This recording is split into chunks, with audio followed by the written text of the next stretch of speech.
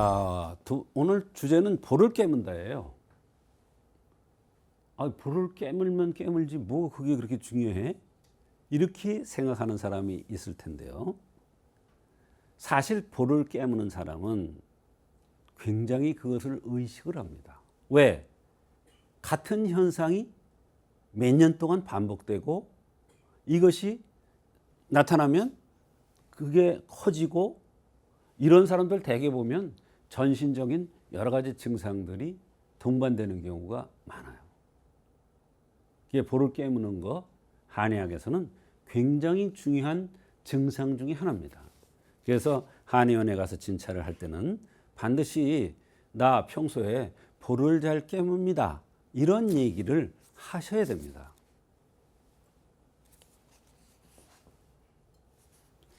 자, 볼을 깨물게 되는 원인은 뭐냐? 첫째, 신원과 방광의 양기가 부족한 거예요. 신원이 부족하거나 방광의 양기가 부족돼서 볼을 깨무는 겁니다. 볼을 깨무는데요, 원인이 있다는 거예요. 신원이 부족하다. 신원이라는 건 뭐냐면 콩팥의 근본이 부족하다 이런 뜻이에요. 신원이 부족하면 밑에가 하체가 약한 거예요. 근본 바탕이 약한 거예요. 방광경의 양기가 부족하다. 비슷한 얘기예요. 신과 방광은 같은 거니까. 유사한 거니까. 같이 보니까. 그래서 소음의 기가 이르면 혀를 깨물고, 혀를 깨무느냐 뺨을 깨무느냐 입술을 깨무느냐에 따라서 다른데, 혀를 깨무는 것은 소음의 기 때문에 그러는 거예요. 소음의 기가 뭐냐면 족소음, 신이 있고 수소음, 심이 있습니다. 콩팥과 심장과 연관되는 거예요. 그래서 소음의 기가 이르면 이렇게 얘기를 해요. 또 소양의 기라는 것은 수소양 3초, 족소양 담, 3초하고 담이 이상 있으면 뺨을 깨물어요. 또 양명의 기가 이르면 입술을 깨민다 그랬는데, 양명이라는 건 수양명, 대장, 족양명, 위, 대장과 위에 의해서도 입술을 깨무는 경우가 나타난다. 그러면 무슨 얘기냐? 볼을 깨무는 사람은 지금 얘기한 이런 모든 장기들 다 이상이 나타날 수 있다는 거예요. 그러니까 볼 깨무는 게 얼마나 중요합니까? 그 현상은 우습게 보면 안 돼요. 그렇게 되면 원인 불명의 나의 불편한 증상들이 많이 있는데 그게 치료가 안 돼요. 그러나 거꾸로 얘기해서 내가 볼을 깨민다. 그런데 특히나 혀를 깨민다. 이런 경우에는 소음의 기가 문제가 있구나. 이렇게 보고 그 원인을 찾아간다는 거예요. 내가 입술을 깨물어 자꾸, 그런 경우는 양명의 기에 문제가 있어서 그런 거라는 거예요. 이해를 하셨죠?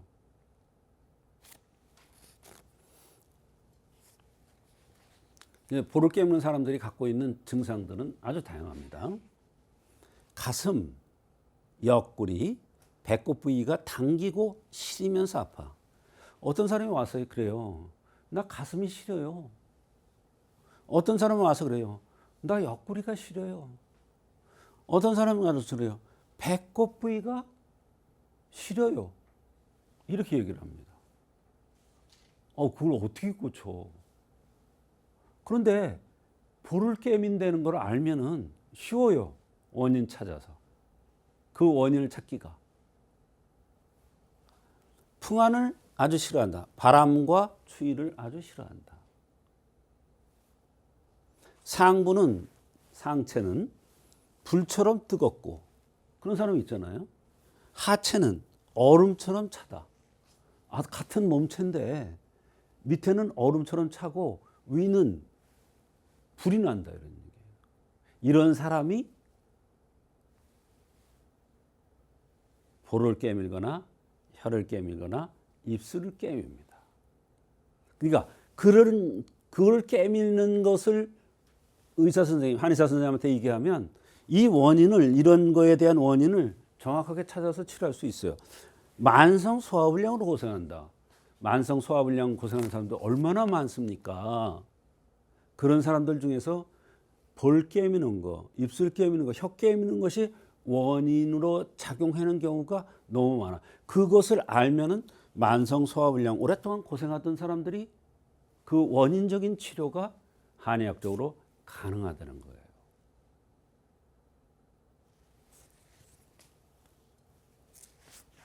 볼 깨무는 현상의 치료는 대표적인 처방만 써놨습니다. 아주 많아요. 많은데 감히 복기탕이라는 게 있어요. 여긴 뭐 신선 복기탕이라는 것도 있고 뭐 여러 가지가 있는데 거기에 이것저것을 가감해서 써야 돼요. 왜? 증상이 다양하게 나타날 수가 있으니까 그 다양하게 나타나는 거에 따라서 어떤 사람은 혀를 자주 깨민다는 사람이 있고 어떤 사람은 볼을 깨민다는 사람이 있고 어떤 사람은 입술을 깨민다는 사람이 있으니까 그거에 따라서 처방이 다 달라지는 거예요. 처방명이 신선복기탕이다, 감미복기탕이다 하나만 가지고 치료되는 게 아니라 거기에 체질에 맞게 가감을 또 해야 돼요. 증상에 맞게 가감을 해야 돼요. 만성 소화불량이 오면 만성 소화불량을 치료하기 위해서 거기에 맞는 뭐 산사신공매가라든지 이런 약들이 같이 들어가야 된다는 거예요. 그렇게 되면 볼을 깨미는 경우 얼마든지 한의학적으로 잘 치료될 수가 있는데 볼을 자꾸 깨민다, 혀를 깨민다, 입술을 깨민다 이런 사람들은 항상 자기가 이런 현상이 있다는 것을 한의원에 가서 진료할 때 반드시 말씀하시면 자기가 만성적으로 고통받던 여러 가지 병들이 잘 치료될 수가 있습니다.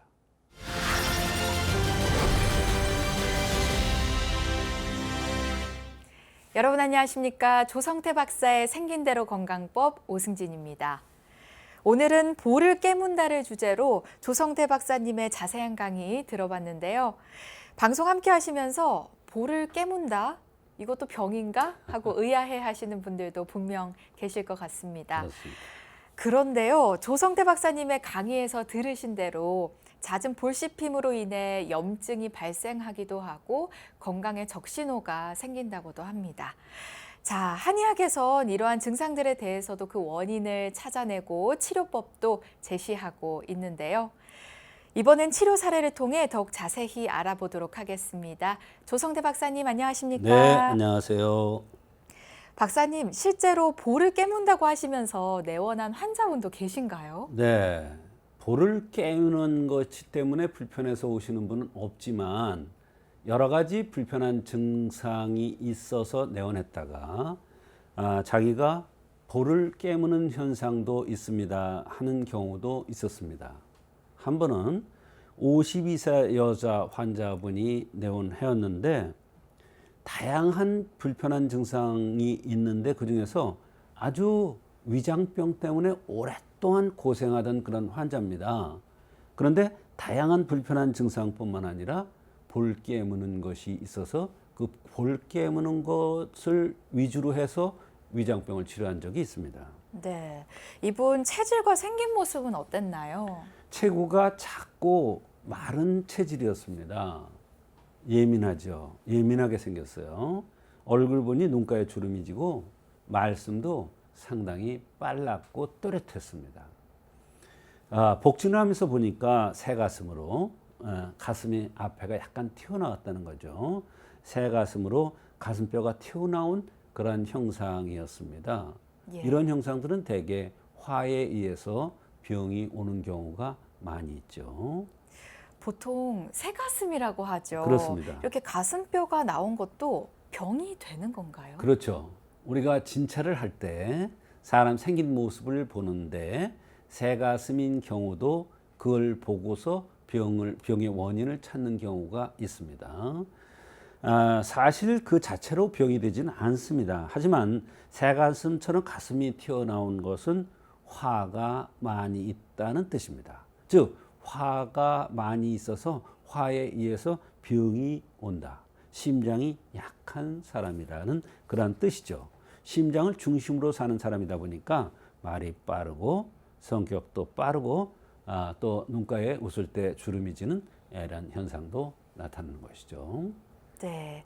이 환자 다양한 증상들이 있었다고 하셨어요. 위장병도 있다고 하셨고 네. 어떤 증상들이 또 있었나요? 네, 위장이 너무나 안 좋았습니다. 그래서 음식을 잘 못 먹어요. 음식을 마음대로 먹으면 뱃속이 너무 불편해서 음식을 못 먹습니다. 아침은 죽을 먹는데요. 어쩔 수 없이 자기가 육체적인 일을 많이 해야 되는데 저녁은 굶는데요. 그리고 점심 한 끼를 먹는데 그것도 조금 먹으면 너무 거북해서 살 수가 없다는 거예요. 근데 이런 병이 20년 된 게 아니에요. 아주 젊어서부터 어려서부터 이런 증상이 있었답니다. 음식을 넘기기가 힘들고 또 오른쪽 발가락 통증, 발바닥 중간에 통증이 있었습니다. 다리가 잘 가렵고 음식을 잘못 먹으면 상처가 잘 나고 수족이 냉하면서 손발 관절이 안 좋아서 변형이 약간씩 돼 있더라고요. 2달간 완전히 채식을 했답니다. 위장이 좋아질까 봐서 채식을 끊으니까 통증이 생겨서 또 고통스럽고 신물 쓴물이 올라온다. 전에는 음식이 올라왔는데 생감자 먹고 약간 괜찮아지는 듯한데 그래도 위는 불편하다. 가슴이 쓰리고 아프면서 야채죽은 편한데 밥을 먹으면 너무너무 위장이 편치가 않다. 입이 한쪽으로 약간 돌아가는 느낌이 있다. 10년 전에 자궁혹을 제거하는 수술까지 했던 그런 환자였습니다. 그렇군요. 일단 음식을 잘 못 드신다고 하니까 걱정이 됩니다. 증상들도 다양하고요. 네, 이런 경우 치료하기가 까다로울 것 같기도 한데요. 그렇습니다. 척 보았을 때, 내원했을 때 너무 말랐더라고요. 그러니까 마른 사람 보면 대체적으로 예민하죠. 그런데 음식을 먹을 수가 없는 거예요. 왜? 뱃속이 불편해서요. 이렇게 다양한 증상을 가지고 오면 의사가 헷갈리기가 쉽죠.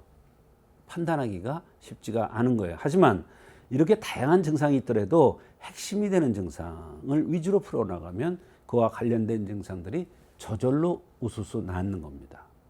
이분은 여러 가지 증상이 있는데 문진하던 중에 본인이 자꾸 볼을 깨미는 이런 현상이 있었습니다. 그래서 늘 염증이 생겨서 불편하다고 했습니다. 네, 드디어 나왔습니다. 네. 이 볼을 깨무는 것에서 힌트를 얻으신 거군요. 그렇습니다. 한의학에서는 신심통이라는 것이 있는데요. 그 증상 중에 볼이나 혀를 깨무는 증상이 있습니다. 이분이 볼을 깨문다고 한 것은 이분의 증상이 여러 가지 복잡하게 얽혀 있는데 그 원인이 무엇인지 저에게 힌트를 주는 것입니다. 건강한 사람도 위는 시원하고 아래는 따뜻해야 순환이 되는데 위는 열이 나고 아래는 찬 상태로 바뀌면서 아래 위가 대류 순환이 안 되는 상태가 되어서 여러 가지 증상들이 동시다발적으로 나타나고 있었던 것입니다. 네, 역시 박사님께서 제대로 환자를 파악해 주셨는데요. 네. 그럼 어떻게 치료해 주셨나요? 이런 경우 심신통을 치료하는 데 쓰는 감이 복기탕이라는 처방을 쓰는데요. 증상이 복잡한 만큼 약제도 굉장히 복잡합니다. 볶고 찌고 어떤 건 술에다가 해야 되고 이런 복잡한 약입니다. 그러니까 약이 쉽지가 않아요. 만들기가. 준비 과정이 굉장히 어렵습니다. 네. 그럼 치료 결과는 어땠습니까? 이분이 약이 도착해서 한 봉지를 딱 들어보니까 이분은 한두 봉지만 들면 본인이 약이 맞는지 안 맞는지 안 됩니다. 워낙 오랫동안 병을 앓았기 때문에. 한 봉을 딱 들었더니 평소 같으면 점심을 먹고 더부룩하고 바로 체했는데 이상하게 속이 편안한 느낌이 들더라고 하였습니다. 이렇게 예민한 사람들은 얼마 먹지 않아도 약이 맞는지 안 맞는지 몸에서 바로 반응을 하게 되었습니다. 이후로 약을 꾸준히 몇절 연달아 썼는데 대부분의 증상들이 좋아졌을 뿐만 아니라 더 이상 볼을 깨무는 이런 현상들이 없어서 매우 좋았고 안색이 너무나 좋아졌다고 여러 사람한테 인사를 들었다는 것입니다. 네. 이 한의학에선 체질과 생긴 모습, 맥, 그리고 증상에 따라 병의 근본 원인뿐만 아니라 근본 치료까지 해나가는데요. 오늘 사례 역시나 다양한 증상과 생긴 모습을 통해 몸의 흠을 찾아내고 좋은 치료 결과까지 얻을 수 있었습니다. 제대로 내 몸의 건강을 찾는 비결, 여러분도 한의학을 통해 찾아보시면 좋겠습니다.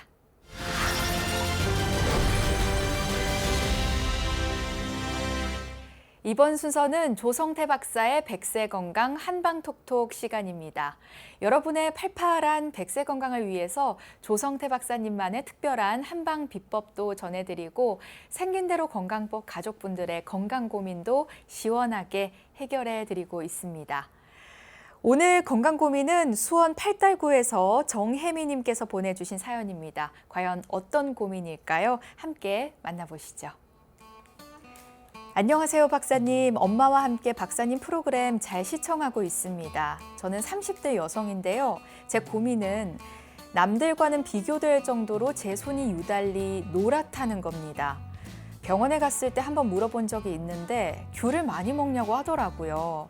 사실 저는 귤을 싫어해서 잘 먹지도 않는데 말이죠. 그렇다고 다른 곳이 크게 아픈 것도 아니고 손만 노랗습니다. 그 외에는 소화 기능이 별로 좋지 않은 편이고 손발이 좀 차긴 합니다. 어떤 이유로 저는 이렇게 손이 노래지는 걸까요? 그리고 이것도 좋아질 수 있을까요? 하셨습니다. 이 30대 여성분의 사연이었습니다. 유달리 손이 노란 이유가 있을까요? 네, 손이 노란 사람들이 꽤 많은데 사실은 예민하지 않고 본인이 원래 그런 사람이다 이렇게 생각하고 있는 사람들이 많습니다. 근데 손바닥이 노랗다는 것은 엔진, 심폐기능이 제대로 운행되지 않는다는 것입니다. 심폐기능이 제대로 운행되지 않으면 팔다리로 양기가 뻗어나가지 못하기 때문에 손바닥이 노래지는 것입니다. 손이 노랗다고 황달이다 이렇게 생각하는 사람도 있는데 그게 아닙니다. 또 귤을 먹어서 그렇다는 사람도 있는데 그것도 절대로 아닙니다. 엔진, 심폐기능이 제대로 운행되지 않는 것입니다. 그러면 심폐기능이 제대로 운행되지 않으면 팔다리로 양기가 뻗어나가지 못하니까 손만 노란 게 아니라 손이 찹니다. 냉합니다. 그러면서 손이 냉하면 위가 제대로 작동을 못하기 때문에 위가 제 역할을 못하기 때문에 소화가 잘 안 되고 그 위에 있는 엔진인 심폐기능까지 좋지 않으니까 가슴, 위장이 좋지 않은 겁니다.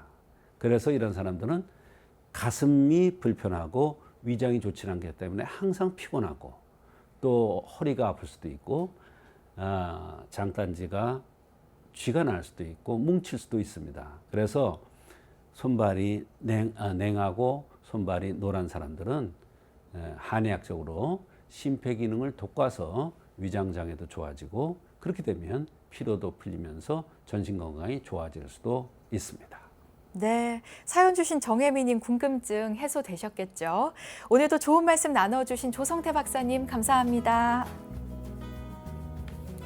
조성태 박사의 생긴 대로 건강법, 오늘은 볼을 깨문다란 주제로 알찬 정보 전해드렸습니다. 백세 건강을 위한 여러분의 확실한 선택, 조성태 박사의 생긴 대로 건강법은 다음 시간에 더 건강한 이야기들로 찾아뵙겠습니다. 오늘도 함께해 주신 여러분 고맙습니다.